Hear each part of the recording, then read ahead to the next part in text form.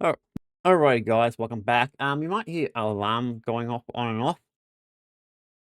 So what's happening is there's a new house being built, and it looks like the idiots who are building it don't know how to turn the alarm off. Saying that, oh, I think they got it. Yep, they got it. Finally, they figured it out. I was gonna say this either that or it's malfunctioning big time and it's just not going off. Let's go and watch this. The backup app, the takedown of one nation is about to go. No, boy, this just don't sound good, does it? We do have other videos. I want to start catching up on them. So even if I do a few today, guys, I'll have to do a few in the next few days so I can catch up. I'm way behind my political stuff because I've been doing a lot of what do you call it, local live and stuff like that.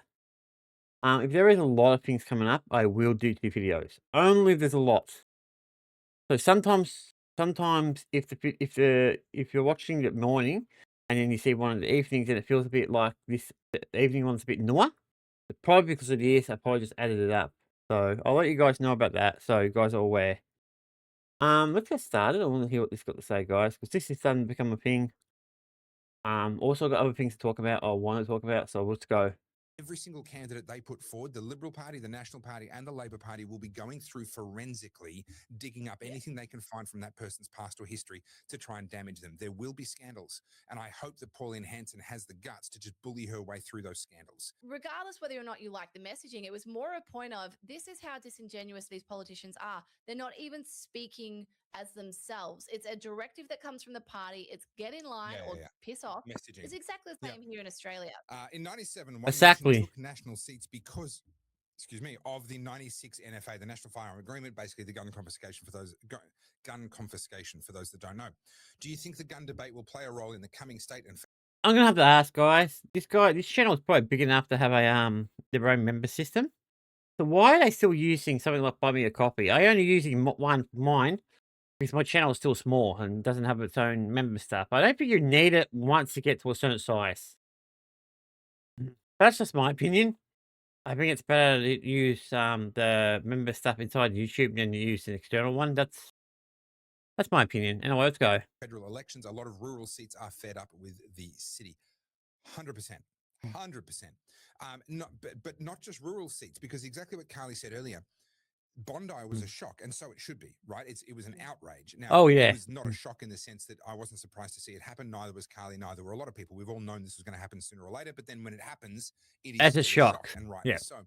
And so there's a lot of people, even in the cities, who collect guns, have guns, know people who shoot. The number of people that I'm aware of that have gone and applied for a gun license because they want to make sure they've got one before the new laws come in. Now, unfortunately, they've left their run too late. It's going to take too long.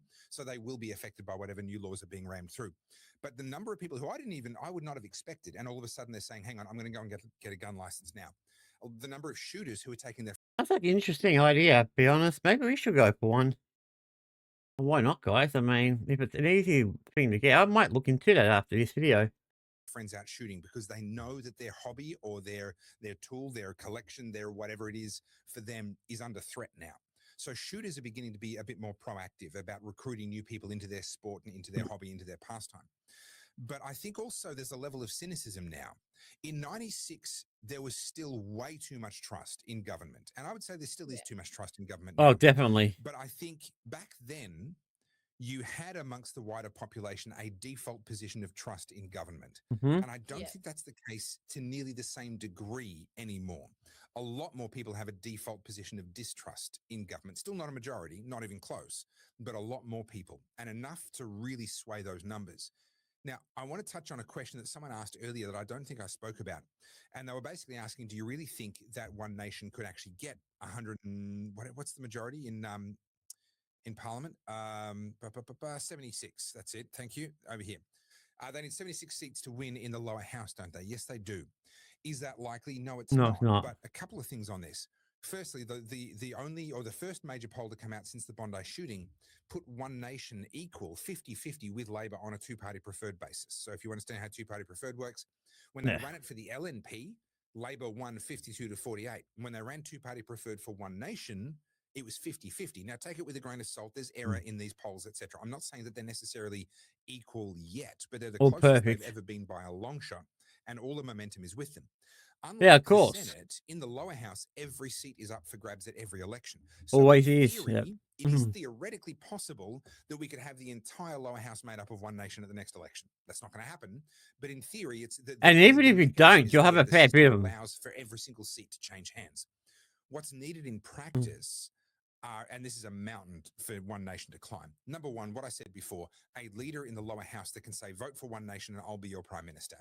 And that has to be someone that people actually go, yes, I want that. I want you. It has to be a Nigel Farage for Australia. Yep. The second thing is to run a lower house candidate in every single seat in Australia is a gargantuan logistical effort. And you know what one of the hardest things is? Finding candidates who aren't fucking morons. No, I was gonna say, I was Honestly, thinking about this is that. the hardest thing for Labor and Liberal and Nationals as well, right? This isn't just One Nation or Libertarians or whatever. Finding people that want to be in politics that aren't utter gobsmacking idiots is really, really difficult. Hard. And you get egoists, you get fraudsters, you get people who think it's just going to be some easy ride, don't understand the process. You get people that are in it to get back at somebody else and so prove that they can do a thing. You get people with all kinds of stuff in their past and their background. Like it's really difficult to find somebody who's actually good and suitable and wants to do it. So Yeah. this is the mountain that One Nation have to climb now. Finding good candidates. And there will be Yes. some scandals. I promise you already, every single candidate they put forward, the Liberal Party, the National Party, and the Labor Party will be going through forensically, digging up Yeah. anything they can find from that Oh, person's past definitely. history to try and damage Because them. There yep, will be yep. scandals. I agree with She that. I has think quality they hands would. and has the Any guts way to to wreck it. bully her way through those scandals and to Yeah. basically brush them off, brush them aside. But this is the task they have now, is to find 100 and whatever it is, 152 valid, credible candidates to run Australia wide. It's Yeah. gonna be a challenge. All right. So That's I a want to big segue challenge, over guys. to messaging, political messaging, because we were just talking about this in Australia, but now we're Yep. seeing it in the US. And now this is just a quick example. This happened. Now we're going to move on to Iran in a minute. Yeah, And we this got to get is there. the Democrat machine playing out. Have you seen this yet? No, I have not. Okay, so this is That's a a new one for collage. me. So it's probably not going to be easy to read because it's a collage. But essentially, this is people coming out and condemning a protest that happened where people were chanting pro-Hamas slogans and essentially Can you just make saying, that bigger? I'm just going to save the image and then I'll see if I can zoom in. Yeah, see if you can. Thank you.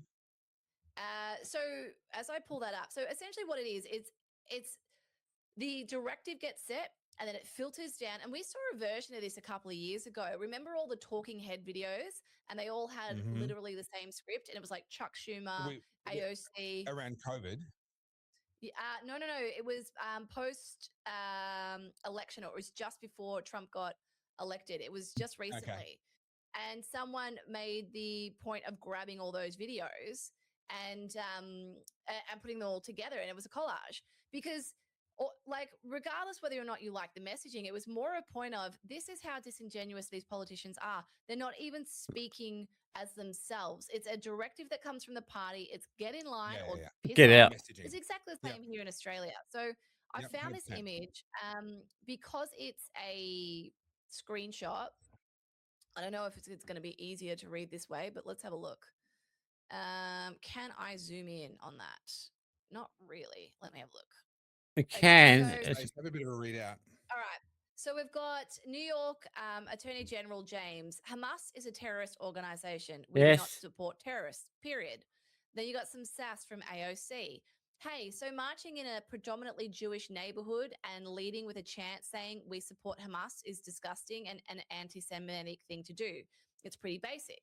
And then you got Chuck Schumer. Let's be clear. Hamas is a terrorist organization committed to the destruction of the Jews whilst imposing its brutal rule on Palestine.